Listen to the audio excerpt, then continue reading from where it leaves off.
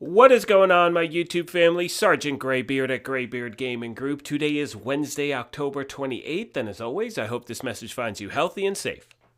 In today's video, we're going to be giving you our version of the state of the game, and, we all know that there hasn't been one for about 3 weeks now. They've said it's coming back next week, and hopefully there won't be any more delays. Therefore, what we're going to do today is go over really quick, the new manhunt, which will take all of, 15 seconds. And then after that, we want to answer a lot of your questions that you've been sending us in regards to the summit and how customer service is dealing with people and a bunch of other things.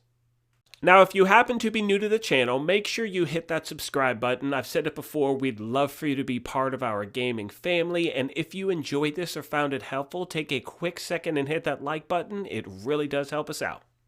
So as you can see on the screen, the new target is Dusk, and I have a lot of catching up to do. I finished the second target, which was Wraith. I didn't do the first one, and, it's really a carbon copy of the same thing over and over, and it's kind of got me burnt out a little bit. And because of that, one of the things I do is any of the missions that are tied to the manhunt itself, I only do on normal difficulty, because at this point, I just want to get through them as quickly as I can. Now, when it comes to the control points and the bounties, I do put the world difficulty to heroic because, in my opinion, you have better chance of getting loot from those things, but everything else, again, it's about time management, and I just want to get it done. One final thing in regards to the manhunt, and we're going to move on. There is double XP. This happens every time a new target starts, typically, and, you get that double XP, but remember, it's only for the first 15 shade levels. The next thing we want to get into today is how the Division 2 deals with the community as far as giving us information, letting us know what may be coming, changes to the game or bug fixes and things like that. What you're seeing on screen right now are the maintenance notes from the maintenance from yesterday, the 27th, and there's nothing of substance on here. And by substance, I'm really just referring to things that gamers are talking about, things that we're expressing, things we're wondering about, from missing loot to so many other things. And what's really unfortunate, in my opinion, is the fact that, the two items on there, the first one talked about Delta issues, and the other one talked about, NPCs and suicide drones and things like that, but I've gotten to the point where I'm not believing what they're saying anymore in regards to fixing things. And when I say that, understand, I don't think that they're deliberately lying about what's going on. I know they want to fix these things, but when you say fixed an issue and it still happens over and over again, that doesn't give the community too much trust. The other question a lot of you have is, why is the game communicating certain things and leaving other things out? Just completely avoiding other issues that a lot of people are talking about on whether it's Twitter or Reddit or a bunch of different forums. I mean, I know you guys have heard me say this before, but I would say 95% of the time, anytime the Division posts something, the first, there aren't a lot of responses, first of all, but when the ones that are there, it's always about when are you going to fix this or that or something else. And we never seem to get those answers. I mean, they will tweet repetitively about, a new global event or a new manhunt target or a legacy cache or something with the apparel event, but they don't answer the questions that we've been waiting to hear answers for a while now. The other question people have is, why is the game so capable of fixing issues that it deems, worthy to fix at a rapid rate, while other ones they just let sit and marinate for, it really seems like forever. And I mean, the most recent example I can give is, Title Update 11.1 came out on the 19th, I think it was. Was it the 19th or 20th? Whatever. Anyway, the point is 2 days later, they talked about the fact that they fixed an exploit where players could farm floor 100 over and over again. And what I don't understand, and please leave me comments down below if you have an answer that makes sense, because I'm all for it, but what I don't get is, how is that hurting anyone? How is the ability to get great gear in a looter shooter actually, negatively affecting your game? Because in my opinion, that's what makes this game awesome. I mean, when you have those sessions when you're just getting great gear, you don't want to stop playing, and that's the mentality that the developer should have in dealing with, when we're actually getting good stuff. So in my opinion, instead of fixing an issue where gamers are getting cool stuff and you want to fix that, why not really focus on the bug crashing? I mean, a perfect example is right here. This is footage from the other day. It's legendary difficulty, and I was just in an awesome group. I mean, I did random matchmaking, and the group I was in, again, everyone was working together perfectly, balancing each other out. We all knew how to run this thing. It was just so much fun to play, and in about 5 seconds, you're going to see my game just completely stop working. And just like that, my gaming session was over. And it's a really frustrating way to end a session, especially when, after this happens, you reach out to customer service, and the only people they seem to get back to is if you're talking about an apparel key event or something like that. Anyway, now let's get into talking about the summit. And there's a laundry list of things that I know a lot of us want to see change in that game mode. First of which being the ability to actually choose like a group of floors that you can go back to once you've completed the whole thing. Now, we have heard from a bunch of gamers saying, regardless of difficulty or what floor you're on or with the threat scaling or whatever you want to call it, the loot has not been great. So we know it definitely needs a complete overhaul in the summit. And that, my friends, is the most important things when we're talking about actually making that game mode replayable. Because like the footage I showed you a moment ago, it was so much fun. I was getting great loot. I think I got like 2 exotics and like 3 floors.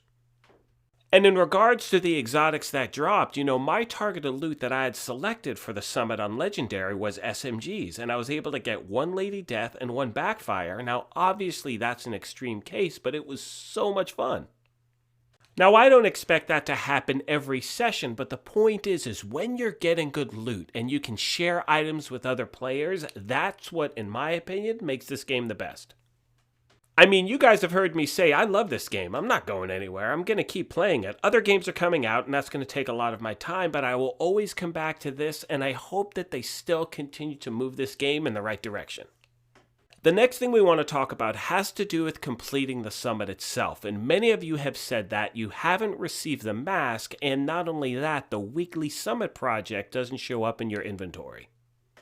Now, I don't really have an answer on why that's happening now, but I can tell you this. I did floors 1 through 100, and I was able to get both of those things. I've also talked to people who have just match made with their group at like floor 80, finished the whole thing, and they were able to get them as well. So at this point, I don't really know why it's affecting certain players and not others. We have reached out to customer support. It will not surprise you. We haven't heard anything as yet, but hopefully this will be something they will address soon. The next thing we want to get into has to do with world difficulty and directives. And many of you are asking, is there really a point in adding all of these directives, especially when I'm doing the summit? Am I going to see a significant change? Now, first off, we will start with world difficulty, and yes, you will definitely see a big change in between normal to hard, hard to challenging, and really from challenging to heroic. That should be, in theory, the biggest change that you see. Now remember, it's all RNG, so you could get some insane things on challenging and then play heroic and get gear that's not as good. Again, with this game and with a lot of games like this, you're going to have good sessions and bad sessions, but I think that all of us would like to see just a little more consistency. Now, in regards to adding directives, we have been told that each directive you add will give you a 3% increase in the quality of the loot, or the possible, quality of the loot, and the percentage also increases the chance that you're going to get the targeted loot that you're actually looking for. So therefore, in the open world, if you have all 5 directives active, that's a 15% increase on getting decent stuff for the targeted loot in that area. And in the summit, if you have all 9 active, that's a 27% increase. But again, that drastically changes your gameplay. Now on Friday, I will be showing you guys a comparison video of trying 1 directive, 5 directives, 7, blah, blah, blah, all this different stuff. But, in my opinion, it really just has to do with the RNG. Like, that's the only thing that seems to me to really make a difference in the game. And the reason I say that is simple is that I've had a session where I'm on heroic with no directives and I'm getting just monster loot. Like, it's insane. Like, I'm getting like 2 or 3 god rolled things and it's crazy. And then I'll try legendary with 3 directives and I'm getting like rainbow rolls that are halfway complete. Which brings me actually to one of our final points in the video, then we're going to wrap this thing up, is just really play to your enjoyment. You know, if a lot of the time I think people get frustrated when they're like, okay, I'm going to try legendary difficulty, I'm going to grind for 3 hours, and they don't really see, you know, the rewards for really putting in that effort. And I mean, I've said this before, but, you know, the most important thing in this game is actually enjoy it. The good loot will eventually drop. How you get it can be totally random. Like I said, I've gotten some of my best gear on challenging difficulty, whereas I was trying to farm on heroic and it just wasn't dropping, and then I do one random mission and there's the item I'm looking for. Now, right now, it's about 7 a.m. Pacific time, and we haven't heard anything from the division, and I'm just going off of Twitter, then, you know, updating us with certain things. We haven't heard anything since yesterday, and they were talking about, you know, the new target and all of that stuff, and double XP, and the stuff we already know about. At this point, my friends, I'm hoping that they give us some decent information by the end of the week. And I really don't know if that's going to happen. I hope it does, you know, and I still have certain faith with this game. Like, I'm not giving up, but I'm also at this point, you know, I'm not surprised when things don't happen because it's kind of a thing, unfortunately, we've gotten used to.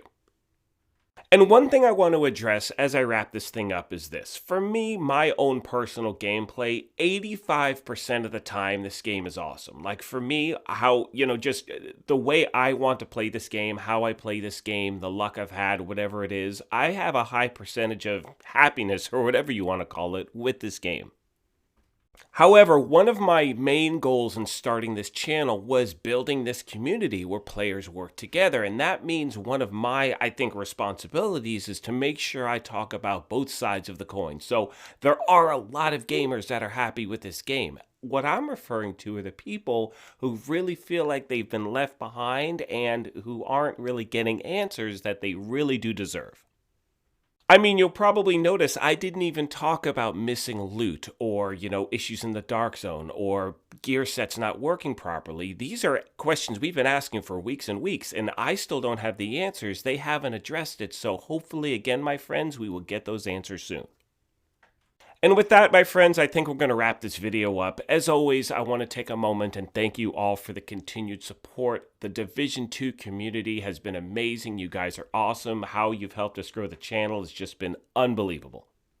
And like I said before, many of you were wondering, you know, like for instance, I will be doing a lot of stuff on the new Assassin's Creed. Like that'll probably take up most of my time. And then we know Cyberpunk got pushed back, but I'll be doing that and other games in the future. But as I said, I will always bring you this content and let you know what's going on with the Division.